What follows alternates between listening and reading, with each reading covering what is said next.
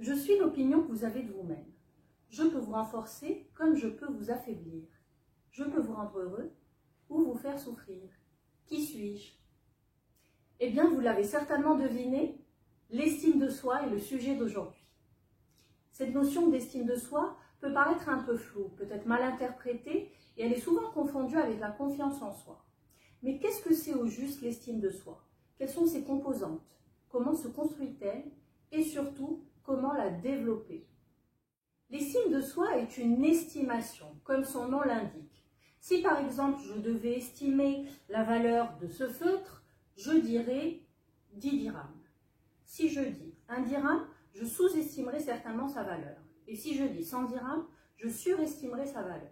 C'est donc un jugement de valeur à propos de soi et une évaluation qui peut être positive ou négative.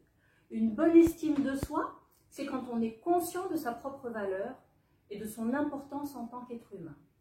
Une personne qui s'estime se traite avec bienveillance, avec amour, avec respect et surtout se sent digne d'être aimée, heureuse et respectée.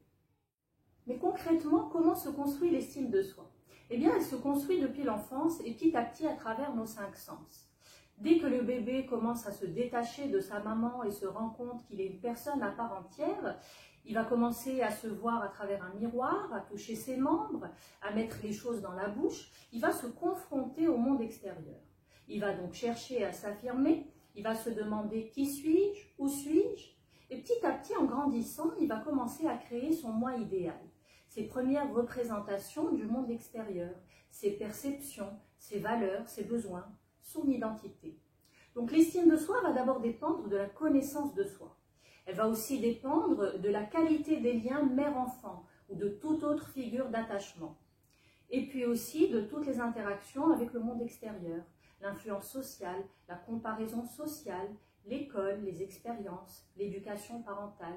Donc tous ces éléments vont contribuer à construire l'estime de soi et ce processus continue toute la vie.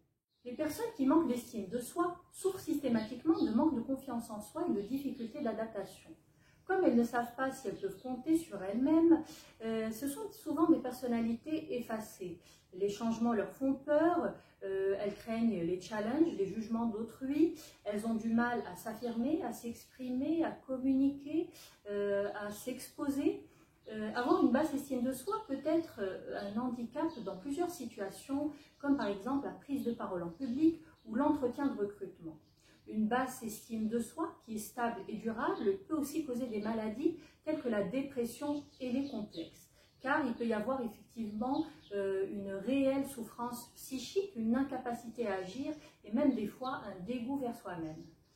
A l'inverse, une haute estime de soi démesurée, comme par exemple le narcissisme, est aussi très critique. Il se caractérise par la conviction d'être supérieur aux autres. Une bonne estime de soi correspond à une estime de soi satisfaisante et équilibrée, ni trop haute ni trop basse, ce qui favorise l'épanouissement et le bien-être personnel et professionnel. Il existe 3 composantes de l'estime de soi. L'amour de soi est l'élément le plus important, car s'estimer implique de s'évaluer, or s'aimer n'implique aucune condition. On s'aime malgré nos défauts, nos limites et nos échecs.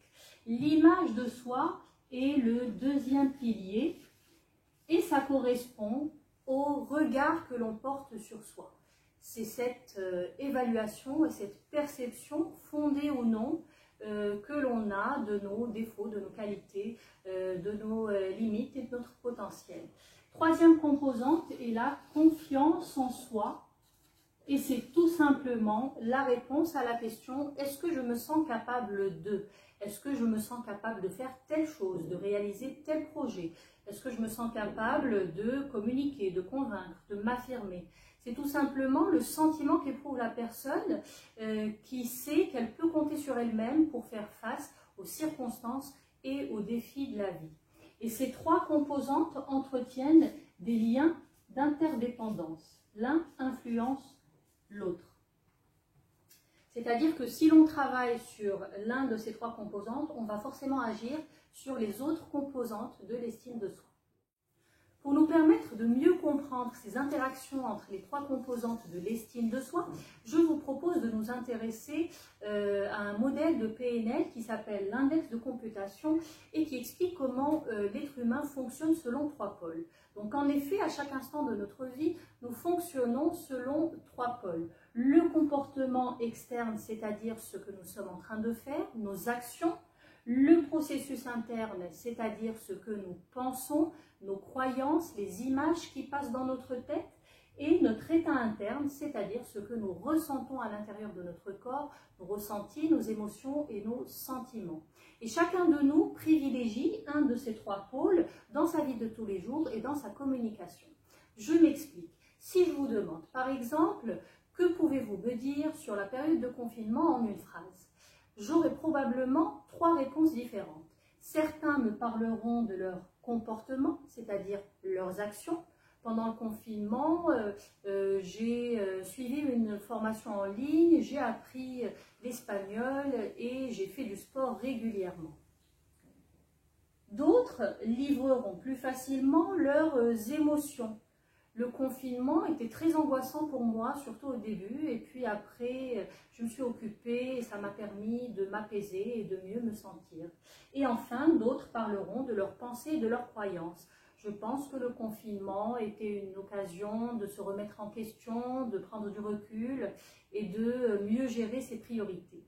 Donc j'obtiens trois réponses différentes et pourtant ma question était la même. Que pouvez-vous me dire sur le confinement? Je n'ai pas demandé qu'avez-vous fait, qu'avez-vous ressenti ou que pensez-vous du confinement?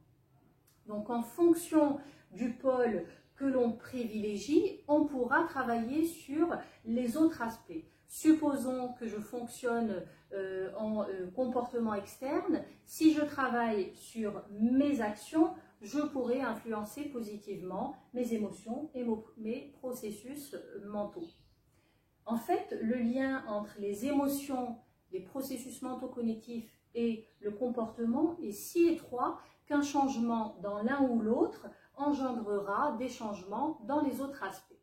Donc, pour revenir à l'estime de soi, en utilisant l'index de computation de la PNL, je vais pouvoir repérer le mode qui s'exprime en priorité et je vais donc pouvoir agir sur le comportement externe pour renforcer la confiance en soi.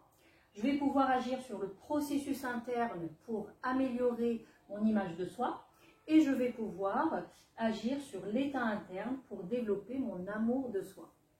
Je vous remercie de votre attention et restez connectés pour découvrir comment développer son estime de soi à travers 9 clés.